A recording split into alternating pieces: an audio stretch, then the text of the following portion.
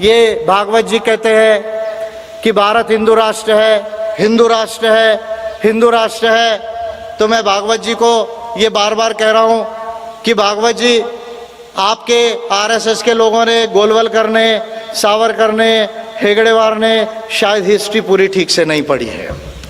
हेगड़ेवार ने, सावरकर ने, गोलवलकर ने ठीक से हिस्ट्री नहीं पढ़ी है, और मुझे ऐसा लगता है कि आपने भी हिस्ट्री पढ़ना छोड़ दिया है। मैं भागवत जी से कह रहा हूँ कि भागवत जी, ना भारत कभी हिंदू राष्ट्र था, ना कभी हिंदू राष्ट्र बनेगा। ये एक बात को जो है आरएसएस के लोगों को अच्छे से समझ लेना चाहिए। दूसरी एक बात को समझने की ज़रूरत है कि भारतीय हिस्ट्री की शुरुआत ये बुद्धिस्ट पीरियड से नहीं होती। भारतीय हिस्ट्री की शुरुआत ये इंडस वैली सिविलाइजेशन से भी नहीं होती। भारतीय हिस्ट्री की शुरुआत ये वेदों से भी नहीं होती। भारत के इतिहास और सभ्यता की शुरुआत ना ये वेदों से होती है, ना सिंधु सभ्यता से होती है। भारत के सभ्यता की शुरुआत ये आज से 40-50 हज़ार साल पहले होती है, 40-50,000 ईयर्स बिफोर होती है। और आप जानते हो, ये वेद वाले बोलते हैं कि वेद अनादि है, हमको ये सब पता चला। ये एरियल और एंटीना वाले ये कहते हैं, एरियल और एंटीना वाले, कि हमको सब पता चला, हमको ही सब मालूम है। तो मैं भागवत जी को कह रहा हूँ, आरएसएस के लोगों को कह रहा हूँ, हिंदुत्ववादी के लोगों को कह रहा हूँ कि आपका आर्यन कल्चर, आपके वेद, आपके उपनिषद, आपके पुराण, आपकी स्मृतियाँ, आपके आर्कन्या, ये सब भारत में केवल जूनियर ही नहीं है, मैं समझता हूँ फ्रॉड भी है। केवल जूनियर ही नहीं है, मैं समझता हूँ फ्रॉड भी है। और इसलिए यदि आपको कुछ सीखना है तो आप भीमबेटका जाओ, आप आजमगढ़ जाओ, आप बगोर जाओ, आप चिंतामणि केव जाओ आंध्र प्रदेश में, अतिरापक्कम तमिलनाडु में जाओ, छावपानी मांडू उत्तर प्रदेश में जाओ, पैसारा बिहार में जाओ, डिडवाना राजस्थान में जाओ, निवासा महाराष्ट्र में आओ, गढ़चिरौली चंद्रपुर के पहाड़ियों में चले जाओ, और तब जाकर देख लो कि क्या मनु के साथ आए हुए आपके आर्यों ने यहाँ की सभ्यता बनाई, या यहाँ के नागो असुरों ने ये सभ्यता बनाई है 40,000 साल पहले, 50,000 साल पहले। तो भारत जो है वो कभी हिंदू राष्ट्र नहीं था। और ये भारत नाम भी गलत है इंडिया का। इंडिया का नाम भारत गलत है, भले ही कॉन्स्टिट्यूशन में लिखा हो इंडिया, दैट इज भारत। ठीक है, संविधान में इसलिए हम इसको मानते हैं, बट इंडिया का नाम कभी भारत नहीं था। भारत के पहले इंडिया का नाम जम्बूद्वीप था। जम्बूद्वीप के पहले भारत का नाम नागद्वीप था। नागद्वीप के पहले भारत का नाम सिंगार द्वीप था। उसके पहले या उसके साथ साथ इसका नाम कोयामुरी द्वीप था। और अगर मैं और पहले चले जाऊं तो ये गोंडवाना लैंड है। ये गोंडवाना लैंड है। तो भारत जो है वो कभी भी जो है वो हिंदू राष्ट्र नहीं था। यह प्रबुद्ध गोंडवाना लैंड था। यह प्रबुद्ध राष्ट्र है और यह प्रबुद्ध राष्ट्र ही रहेगा। मैं ये बात बार बार भागवत जी से कह रहा हूं। भागवत जी को जो है थोड़ा लेट समझ में आता है, क्या करेंगे, थोड़ा सा मेंटल डिरेंजमेंट है। ये बोलते हैं कि हम इधर से पैदा हुए। अरे किधर से पैदा हुए? तो वो कहता मुंह से पैदा हुआ। यार मैं रिसर्च कर रहा हूं कैसे मुंह से पैदा होता है। पूरे दुनिया में देखा आदमी एक ही जगह से पैदा है, माँ के कोख से। एक ही जगह से पैदा होता है, माँ की कोख से। ये कहते हैं मैं मुंह से पैदा हुआ। तो मैंने इसको कहा ये अननेचुरल डिलीवरी है। ये अननेचुरल डिलीवरी है। भारत के जो एरियल और एंटीना है, तथाकथित जो ब्राह्मणवादी लोग हैं, ये अननेचुरल डिलीवरी है। अरे जो अपनी खुद की जन्म देने वाली माँ का जो है वो कदर नहीं कर सका, वो भारत मातृभूमि की कदर क्या करेंगे। जो अपनी माँ की कदर नहीं कर सके, वो मातृभूमि हमारी जो इंडिजिनियस लैंड है, भारत जो प्रबुद्ध गोंडवाना लैंड है, उसकी क्या कदर करेंगे।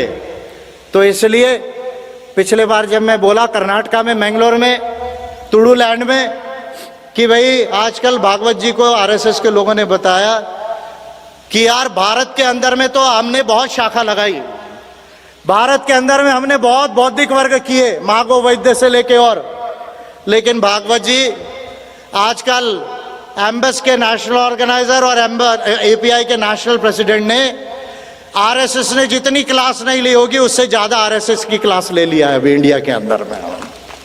आरएसएस की क्लास उससे ज्यादा लिया। तो आजकल भागवत जी को जब रात में भी उठते हैं और जब भी उनको कोई पूछे भागवत जी क्या ये हिंदू राष्ट्र है क्या, भागवत जी हिंदू राष्ट्र है क्या, तो भागवत जी को आजकल रात में भी उठने के बाद हिंदू राष्ट्र नहीं, मेरे वजह से प्रबुद्ध राष्ट्र दिखने लग गया है, मेरे वजह से प्रबुद्ध राष्ट्र दिखने लग गया है। तो इसलिए ये आरएसएस बीजेपी के लोगों, कांग्रेस के लोगों, कम्युनिस्ट पार्टी के लोगों, तो उनका तो एब्सेंट ही है कल्चर रिलीजन, उन पे मैं बात नहीं करता ज़्यादा। एक बात को अच्छे से समझो कि ट्राइबल कल्चर ग्रेट है। ट्राइबल कल्चर ने दुनिया को सबसे पहले एनवायरमेंटलिज्म पढ़ाया। आज हम एनवायरमेंट की बात कर रहे हैं, आज ग्रीन पार्टीज है। अरे दुनिया की सबसे पहले ग्रीन पार्टी तो आदिवासी गण पद्धति है, आदिवासी गोंदुल पद्धति, ये पहली ग्रीन पार्टी। आज हम ग्रीन पार्टीज की बात कर रहे हैं। आदिवासियों ने दुनिया को पर्यावरणवाद सबसे पहले पढ़ाया। आदिवासियों ने दुनिया में सबसे पहले मानवतावाद लोगों को पढ़ाया। आदिवासियों ने दुनिया को सबसे पहले प्रकृतिवाद, विज्ञानवाद पढ़ाया। आदिवासियों ने सबसे पहले स्त्री पुरुष समानता को पढ़ाया और आदिवासियों ने सबसे पहले दुनिया को समाजवाद भी पढ़ाया। अरे आप तो आज 5000 साल पहले वेदों की बात बोलना चालू किया, सॉरी 3600 साल पहले, 10,000 साल पहले सिंधु सभ्यता की जो लिपि है उसमें हमारे लोगों ने लिखा। लेकिन हमारे नागो असुरों ने, हमारे ट्राइबल्स ने, हमारे शंभू माधवा ने, हमारे कुमार लिंगों ने, हमारे पुब्बो भगवंतों ने, यति मुनीस मुंडकाज ने, तीर्थनकाराज ने, अरे ये तमाम मानवता की बातें, विज्ञान की बातें, पर्यावरण की बातें यदि किसी ने पढ़ाया होगा तो इंद्र ने नहीं पढ़ाया, मनु ने नहीं पढ़ाया, ये हमारे पुब्बो भगवंतों ने और शंभू माधव ने पढ़ाया। इस बात को ध्यान में रखने की जरूरत है इंडिया के अंदर।